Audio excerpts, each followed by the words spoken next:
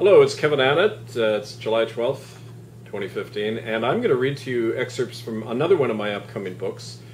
It's really kind of like a cartoon book, but it's called A History of White People in Canada.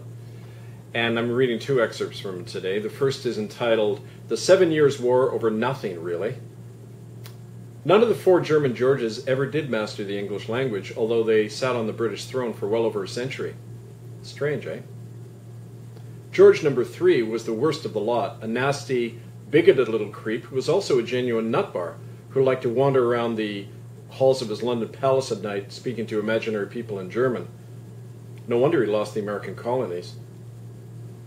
To make matters even worse for the Brits, the furs from Canada were all drying up by the 1750s, and those uppity English colonists around Boston were talking about their unalienable rights and threatening to dump all the imported British tea into the harbor, making it quite undrinkable, even for Americans.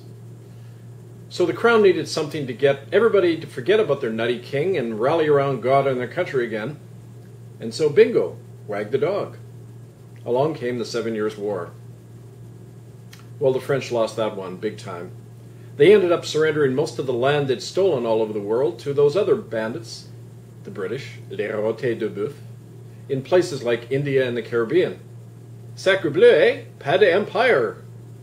And then to top off their bad luck streak, a few years later their own King Louis got his head chopped off too, by more revolting masses, but that of course was a good thing. Canada went officially British after that, after they beat the French. And having gone officially British, it occurred much to the eternal ruination of the sexual and intellectual life of most Canadians. And jolly old Quebec became an enclave of poodles, priests, and outrageous accents. But America went officially un-British after that, thanks to the help of the French and their navy that really kicked limey butt. So things sort of evened out in the end, which is nice and fair, isn't it? Very Canadian. However, now that a border existed next to Canada, lots of immigrants started showing up from down south, running away from life, liberty, and the pursuit of happiness. They called themselves the United Empire Loyalists, but the Yanks had a less complimentary term for them. Fearing political freedom and happiness, they sought out Canada and proceeded to build a country there quite free of both. Excerpt number 2 is entitled Spin and Counterspin and brings us up to date a little bit.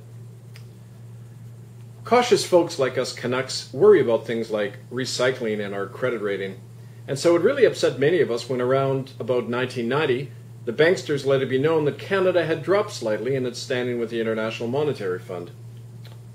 For one thing, bemoaned the gnomes of Zurich, more of those dirty Indians of yours are occupying resource-rich lands and talking about their sovereignty, like they want the whole place back.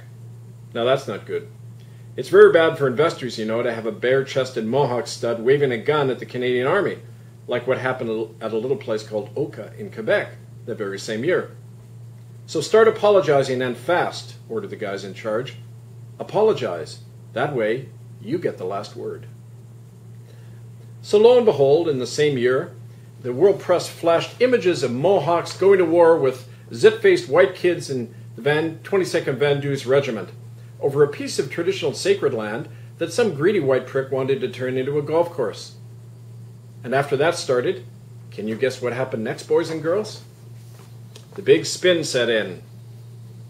Soon after the Oka crisis, and adorned in the standard silver jewelry and pleasantly plump look of your typical government-bought Indian chief, head apple Flying Phil Fontaine of the misnamed Assembly of First Nations stood up in front of TV cameras and announced that he had been abused in an Indian residential school.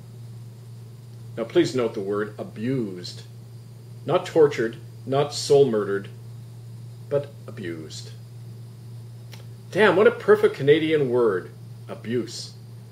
How it evokes images of a not very nice but basically benign incident where somebody spoke harshly to somebody else and hurt his feelings. As in, gee, you've abused our relationship, now say you're sorry. Phil Fontaine was handed his script, and he pressed onto our collective mental template that notion of a mild aggrievement over the genocidal horror of the Indian residential schools where more than 50,000 kids never came home.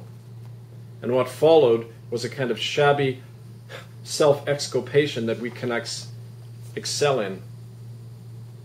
Well, the corporate media loved Villefontaine's words, and they jumped all over them quicker than priests can leap on some unsuspecting little kid.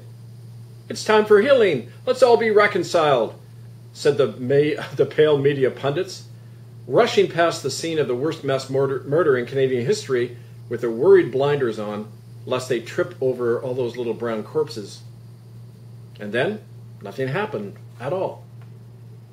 A secret deal had been quickly struck with any Indian leader within easy reach of a government paycheck, and that was simply to leave all those murdered kids in the ground and stay quiet about it all.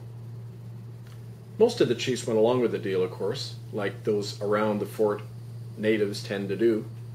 And the very churches that did the crime, the Catholics, the Anglicans, and the United Church, started shredding documents quicker than you can say litigation, relying on their buddies in the press and in Ottawa to shield them from the consequences of their own shit. And it all worked for a little while. But then I stepped in. Ta-da! Of course, I'm still too Canadian to blow my own horn very much, even when nobody else will do it for me.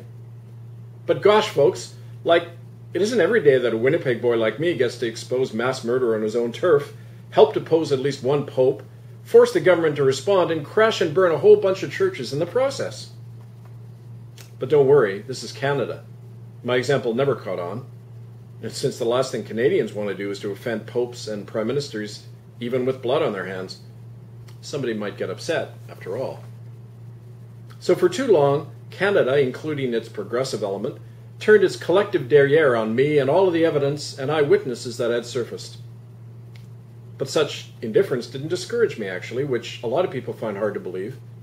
I explain it by reminding people that I am, after all, half American, and I have an insatiable desire to dump more than English tea in a harbor somewhere. Anyway, to add insult to injury, sometime around the spring of 1999, just after I publicly released a lot of this evidence, although that's another coincidence, sometime around then, a bright boy in Ottawa came up with something he called the Aboriginal Healing Fund. I kid you not. That's what it was called. The Healing Fund. Money fixes everything, right? Said Bright Boy. And Canadians just love that word healing, which oozes such careful niceness. So here's the deal. Now that the dirty family secret is out of the bag, let's just throw a bit of cash, maybe $10,000 max for every Indian, to anyone who survived the residential school death camps somehow after getting cattle prodded at a tender age. But the poor sods can't sue anybody once they take the dough, including the kindly priests who screw them. And we get off the hook by avoiding a trial and buying our way out of everything, even mass murder. Sound good? Well, the arrangement should have been more accurately called the Caucasian Healing Fund, since the only thing it healed was our guilt and legal liability. But that's Canada for you. A Canada summed up in the words of British General Kitchener, who in 1898, after slaughtering more than 10,000 Mahdi warriors with his artillery, said these famous words, "It's not cricket, I grant you, but there you have it." It's not cricket, Canada, but there you are. Stand by for more excerpts from History of White People in Canada. KevinAnnett.com. Thank you.